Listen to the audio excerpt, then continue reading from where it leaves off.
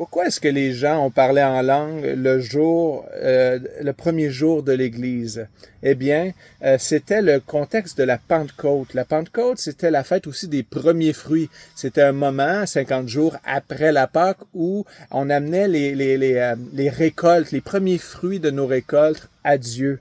Et donc, la Pentecôte, c'était une des 3 fêtes obligatoires que les Juifs, tout mâle juif en haut de 12 ans, 13 ans officiellement, devait venir à Jérusalem. Donc, les Juifs qui étaient des régions aux alentours, qui avaient été éparpillés à l'occasion et à la suite de la déportation babylonienne, ils avaient été amenés en déportation. Et donc, il y avait aussi des Juifs qui s'étaient étendus à toute la surface de la terre, entre guillemets, que Luc va dire que tous les langages étaient représentés lors de cette fête-là.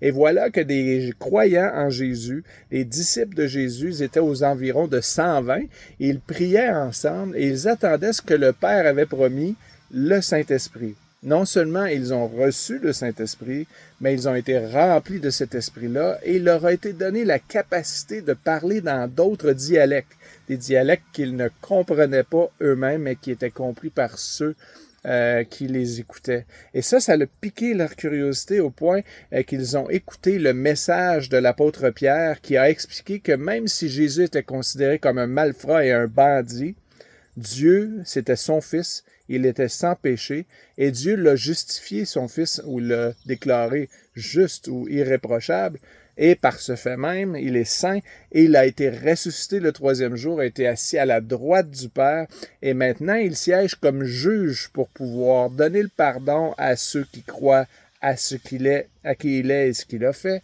et il donne aussi le Saint-Esprit à ceux qui croient en son nom.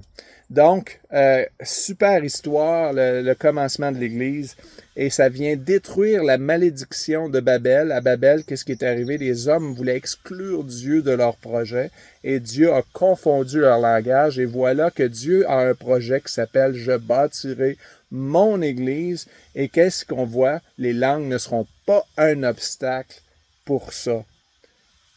Ce jour-là, à la Pentecôte, Dieu a offert les premiers fruits à son Fils, une église de 3000 personnes.